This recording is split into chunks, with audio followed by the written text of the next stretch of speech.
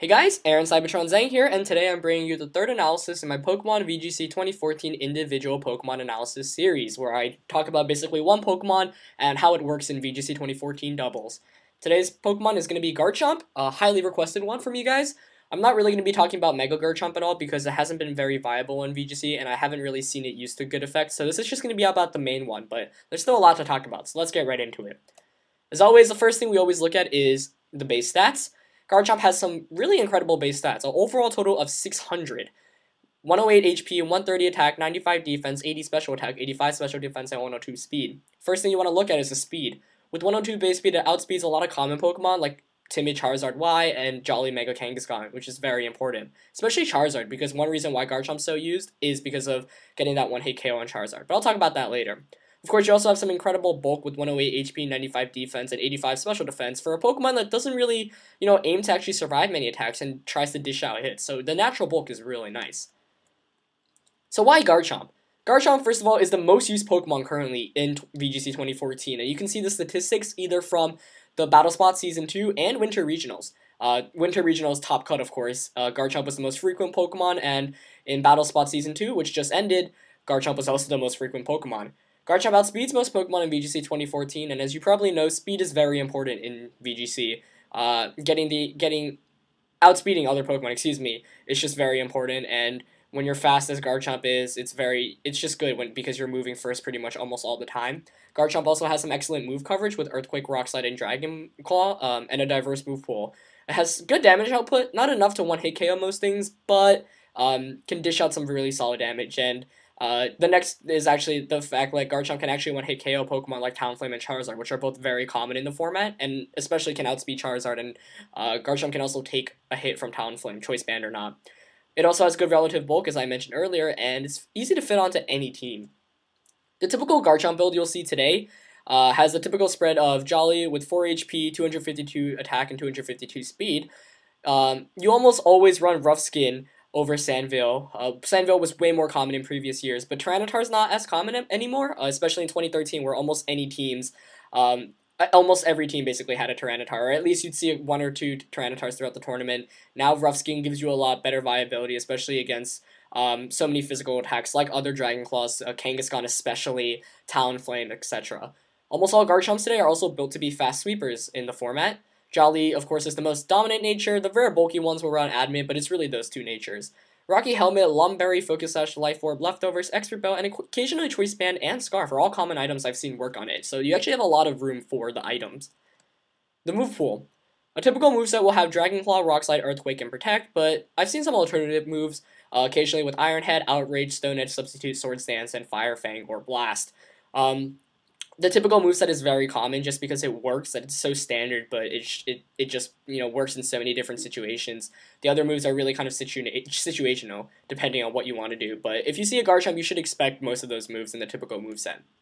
A sample set here is basically what I've shown: Dragon Claw, Rock Slide, Earthquake, Protect, EV Spread, just 4 HP, 252 attack, 252 speed, Jolly Nature, Rough Skin, Rocky Helmet. Nicknamed Avoid Your Attacks, just to confuse the opponent. Of course, nicknames don't show in VGC, actual VGC tournaments, but it's just all in good fun. So let's talk about EV spreads.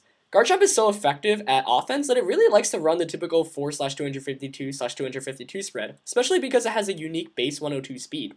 Jolly and 252 speed EVs are essential in always outspeeding Pokemon such as Mega Kangaskhan, Charizard, Hydreigon, and Non-Scarf Salamence. These are all pretty common Pokemon in VGC 2014, especially the Mega Pokemon, so it's important that you get that speed. Some bulky builds tend to run Leftovers, Hobbenberry, Yacheberry, but these builds are really rare, and I actually haven't seen many in all the games I've played in VGC. EVing to live random HP Ice from Pokemon like Mega Manectric is feasible, but it takes a lot of attack away, but we'll look into that in the next slide. So let's talk about some damage calculations. I think one important damage calculation you'll have to know is that 252 attack Garchomp Dragon Claw versus an opposing Garchomp only does 78.2 to 92.3%. Now, this is why people like to use an attack boosting item to pick up the one-hit KO 100% of the time. Remember, since most Garchomps run Rough Skin, you're going to add 12.5% of damage after you do a physical contact attack, but even with Dragon Claw and Rough Skin, you're still not guaranteed 100% one-hit KO. Now, Earlier I talked about surviving random hidden power ices, and I think two really common hidden power ice right now come from Mega Manectric and Pyro, which has gained popularity after winning a tournament in Japan. So I found a spread that allows you to survive both attacks. Modest max special attack hidden power ice from Manectric with 124 HP and 84 special defense, you'll survive that, and the second one is Life Orb Timid Pyro, which is the most common one because it outspeeds Garchomp, and with 124 HP and 84 special defense, you're also guaranteed to survive that attack. So a decent bulky spread, if you're interested in not using just the standard 4 252 252 spread, is Jolly Nature with 124 HP, 44 attack, 84 special defense, and of course max speed, because you still need as much speed as you can get. So what are some effective checks to Garchomp? Fast Dragon types are a great way to start off. Choice Scarf Salamence, Choice Scarf Hydreigon, Noivern, all of them work, and all of them get access to Draco Meteor, which is a direct one-hit KO. Anything that can take a hit and one-hit KO back is also great. For example, Azumarill, Mega Mawile, and Mamoswine. Mega Mawile people aren't a big fan of because, of course, it can get Earthquake for super effective, but it will be able to easily one-hit KO back with a Play Rough, so it's not a bad one, especially when you get Intimidate with normal Mawile. Bulky Pokemon also do a great job. I've really loved Ferrothorn to just come in and get Leech Seed up. Amoonguss is really great too because Garchomp can, can't do much, and Amoonguss can easily just put Garchomp to sleep. So I really like both of them.